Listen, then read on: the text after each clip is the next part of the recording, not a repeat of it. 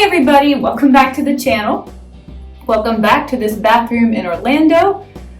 This is going to be a get ready with me as I get ready to go to the animal kingdom.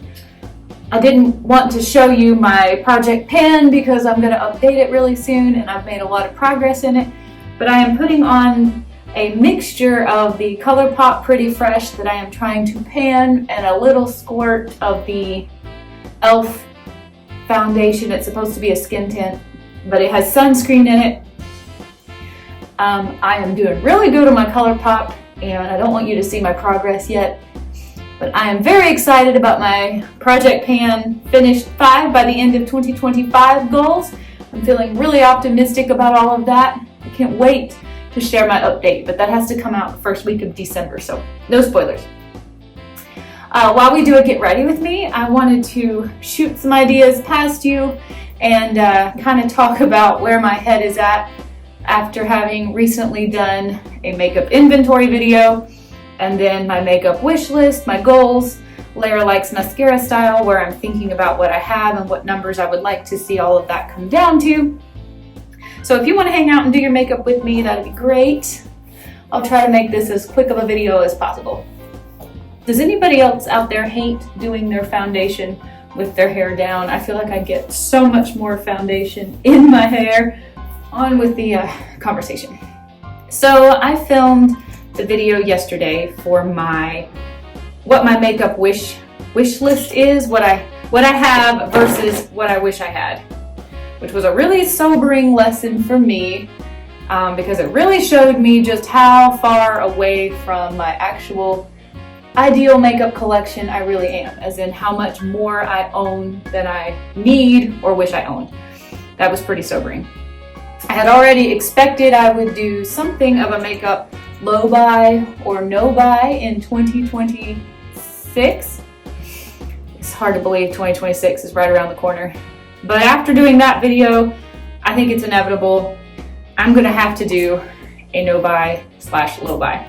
The hardest part of a low buy or no buy for me is going to be boredom, because I travel around a lot. I carry a small makeup bag with me when I travel, and I do fine until I get bored with the few things that I have. I just can't carry my whole collection around with me, and I end up buying things I already have, things I have in the other shades, or things I have and I buy similar shades. They're all back home in storage and I just don't know it.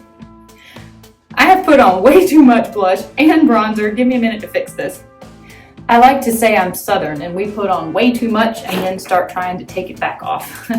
But dang, that got out of control real quick today.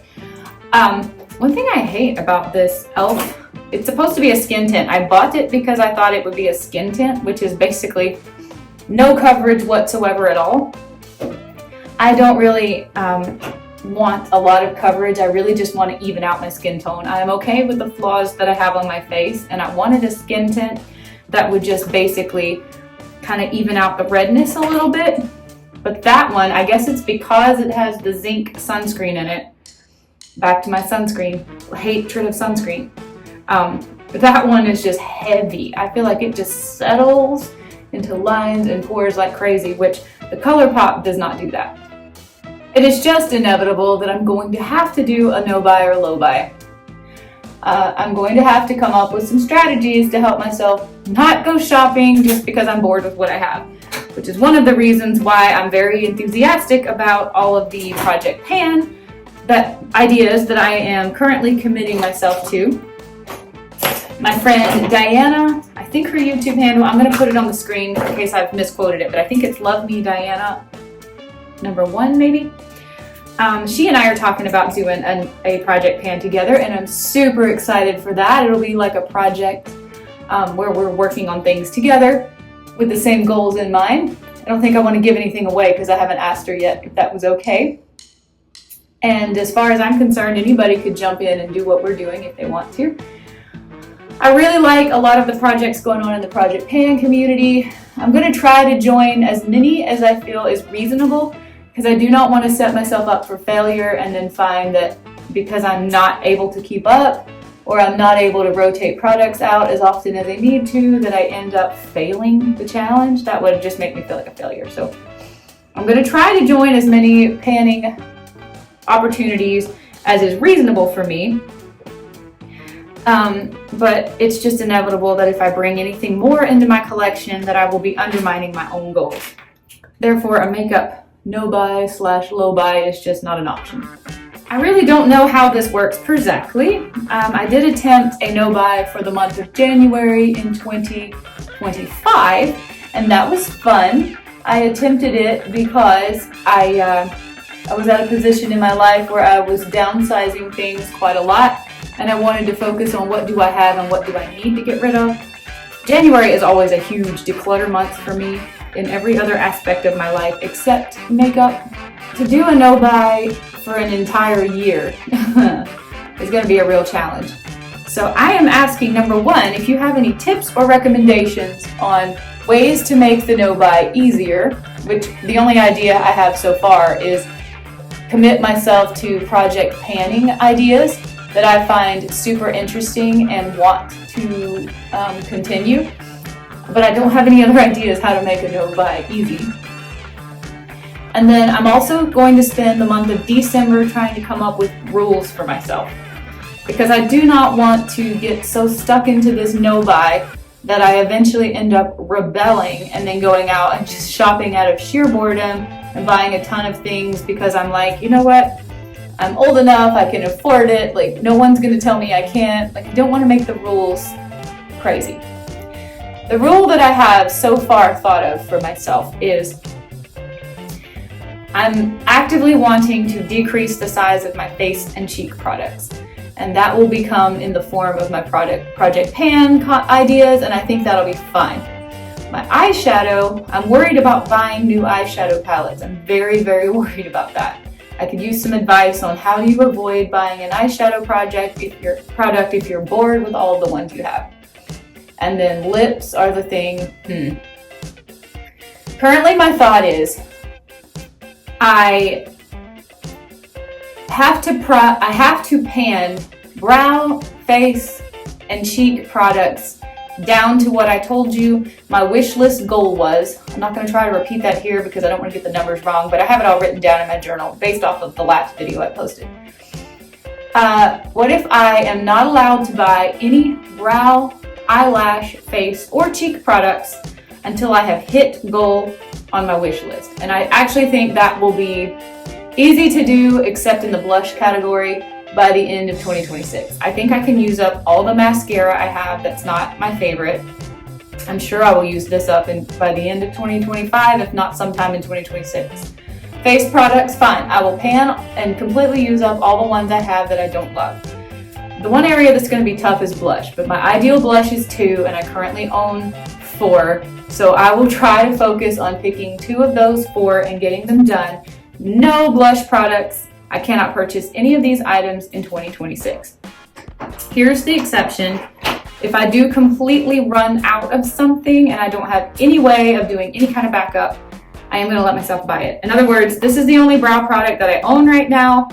If I pan it and use it up, I will allow myself to go out and buy another one. If I use up both of my black mascaras, and I have started my last mascara that I have, which is a brown one, I will allow myself to go out and purchase another brown mascara because I like to always have a backup mascara. I feel like you never really know when they're going to run out. You don't want them to run out on you when you need them. You can't run out and get another one. In other words, I have to pan down to my goal, and once I'm at my goal, then I can only repurchase a backup. Eyeshadow, help me. I don't know about eyeshadow. Lips is where it's going to get tough. I want to say, let's say for lips, I have 34, I think it is, lip products right now. Let's decide that I have to completely use up 3 lip products to buy 1. I was thinking about some kind of a system where I assign points to my lip products. Each lip product is 1 point, and I have to earn points to buy a new one. In other words, if a new lipstick costs 3 points, I have to use up 3 lip products to earn those points. And to make this easy on myself, after the lesson I learned with the Charlotte Tilbury, if I lose a lipstick, I do not get to count that point. I'm still very frustrated at myself. A, for making clutter and trash. I'm certain that lipstick probably got discarded in the trash, which is terrible. It was expensive and a high quality item, even though it was old and going bad. And while I don't really blame myself because accidents happen, I'm not going to allow myself to count that as a point. So every time I use up a lip product, whether it's a lip liner, lip gloss, lipstick, liquid lipstick, every time I use it up, and I will count if I go through and try any of my lip products and find that they are like super expired or something. In that case, I'll have to recycle the packaging. I would let myself, but as far as I know, my entire collection is not expired. 3 points. That means I don't think there's any way I'll use up 3 products in a whole year, but let's just say that I do. It takes 3 points to buy a new one, and if I use up 3 products, I can buy 1 new one. That's how we're going to get rid of the lip products. I am open. Yes, I have not put mascara on. That's on purpose. I'm actually going to the chiropractor to get adjusted, and I'll have to lay with my face in the paper. And usually when I do that, I end up getting mascara all over my face. So I'm going to put mascara on after the chiropractor. How does that sound to you? My no-buy rules will mean I'm not allowed to buy anything in the face, cheek, or brow category until I have hit my wish list goals, or if I have finished up all that I own and I need another one. Brow and mascara is probably the only situation where that will apply. It is possible that I will make it all the way through this foundation and then I will have no foundation. For eyeshadow palettes, I'm going to have to just put a full-ass moratorium, no eyeshadow palettes, because I don't believe there's any way I could feasibly use up enough eyeshadow in 2026 to make it reasonable to bring in any new ones. Lip liners, I'm just going to have to try to finish up one, and I will not be tempted to buy any new lip liners. I'm going to have to just be very careful that no free lip liners make it into my life with like a gift with purchase type situation. This is a clean towel. I just noticed how ratty it looks hanging over there. I just threw it on the towel holder, but I just did towel, so that one's clean. I know it looks like it's a nasty towel, but let's... Sorry about that. Lip liners I won't be tempted by. Eyeliners I have 2. I'm going to try to pan 1, and I'm going to tell myself that I cannot buy any eyeliners in 2026, no matter how fun the color. There are color eyeliners I wish I had, but I don't. But I don't wear eyeliner, so the lip product will have to use up 3. There's no chance in hot places I can do it, but just so you know, I have to use up 3 to earn the credits to buy 1 lip product. I would really welcome anybody else's suggestions on ways to make a no-buy enjoyable. I've had several ideas. I do have a major savings goal in the back of my mind where I'm trying to save money in 2026. I have a large amount of money that I want and need to save up, and I think I want to try to find a way to, like, whenever I'm tempted by a makeup item that I can't afford, I want to actually transfer that money into my savings account and just sit there and see how it feels to no longer have the money to spend. And it would help me meet my savings goals. I'm just not sure if it would help me with my no-buy goals, or would I end up just being like, I'm pulling that money back out and buying it. This is not really a financial decision on my part. I'm not going on a low buy or a no buy because I'm like broke or anything. I'm going on this low buy, no buy because I really do not want to bring anything else into my collection. I want to get the use out of the items that I have paid for, and I want to focus on responsibly discarding of these makeup items when they are used up, instead of sometimes I just threw them in the trash, and that makes me feel really bad when I think about this poor planet and where that trash ended up.